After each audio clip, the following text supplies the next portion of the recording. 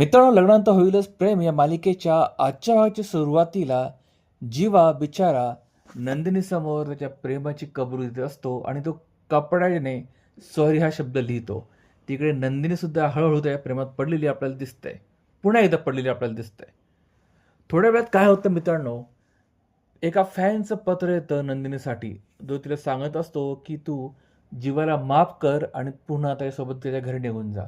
मात्र ते पत्र चुकून वॉचमनच्या हातातून त्या एका बादलीत पडतं, पत्र ओलं होतं. मग दोघे ठरवतात की आता पुन्हा नव्यानं पत्र लिहून नंदिनीला द्यायचं. मग बिचारा पार्थ स्वतः ते पत्र लिहित असतो. ननू काय ते त्याच्या फॅनने पाठवलं आणि हे लवकरच तो नंदिनीला पाठवणार असतो. मात्र त्यावेळेस नंदिनी खाली येते आणि तिला कळतं की जीवा स्वतःच्या हातानेच पत्र लिहून तिला पाठवतोय आणि नाव सांगतोय फॅनचं. मग ती भयंकर चिडते आणि तिला वाटेल ते बोलू लागते आणि तिला सांगते की तुम्हाला माहीत आहे की मला खोटं बोललं चालत नाही, आणि तिथून ती रागावून निघून जाते.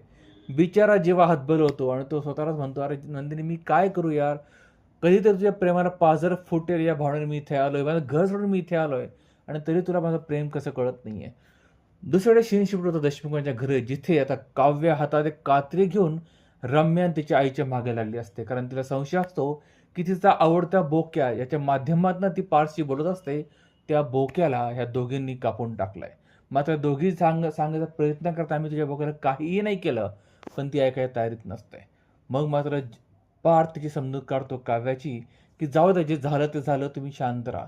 मात्र ती त्याला असं कळून सांगते की त्या बोक्यामुळे तुमच्या आणि माझ्यामध्ये संवाद होत होता, तुम्ही तर माझ्याशी बोलत नाही आहात.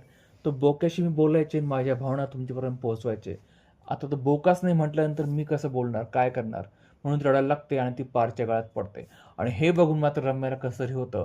आणि तेवढ्यात काव्याचं मंगळसूत्र पारच्या कोटच्या गुंडीमध्ये अडकतं आणि ती मंगळसूत्र काढण्यासाठी रम्या त्या मंगळसूत्राला हात घालते.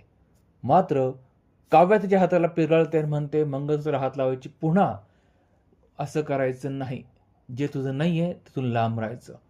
मग तेवढ्या त्यांच्या घरची आशा नावाची मोलकरीण येते आणि ती काव्याला तिचा बोका देते आणि ती सगळं सांगते की मी जेव्हा तुमच्या बेडरूममध्ये आले आणि कपडे धुवायला घेतले, त्या चादरीमध्ये हा बोका होता. आणि हे बघितल्यानंतर काव्य जाम खुश होते. आणि मग इथे रम्या आणि तिच्या आईचा सूर बदलतो आणि मग ते म्हणतात की बघा, आम्ही काहीही केलं नव्हतं, ह्या आशेमुळे केवळ आमच्यामुळे नाव आलंय आणि आम्ही काही केलं नसल्यामुळे आम्ही सगळ्यांची बोलणे खालीत, असं म्हणत रम्याची आई वसुहत्या त्या आशाला मारणार. तेवढ्यात काव्याचा हात पकडते आणि तिला म्हणते, आशा ताईला इथून पुढे हात लावायचा नाही, नाही तर गाठ माझ्याशी आहे. आणि मग रम्या जाम चिडायला लागते. मात्र पार तिला शांत करतो आणि काव्याला काही बोलायचं नाही आणि तुम्ही काय करू शकता हे मला चांगलं ठाऊक आहे, असं तो म्हणून त्यांना तिथून काढून देतो. मग मात्र सगळं शांत झाल्यानंतर पार्थ आवाड घेण्यासाठी बाहेर पडायला लागतो आणि तेव्हा काव्य त्या बोक्याच्या माध्यमातून त्याला पुन्हा म्हणते की आवाड घेऊनच बोक्या घरी ये. आणि मग इकडे मानिनी फार खुश होते. आणि मित्रांनो, आजचा हा भाग संपतोय. म्हणजे आता कुठेतरी या मालिकेत पुन्हा प्रेम वगैरे बघायला दिसतंय.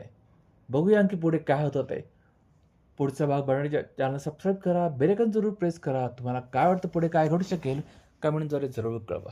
भेटूया पुढच्या भागात, तोपर्यंत काळजी घ्या.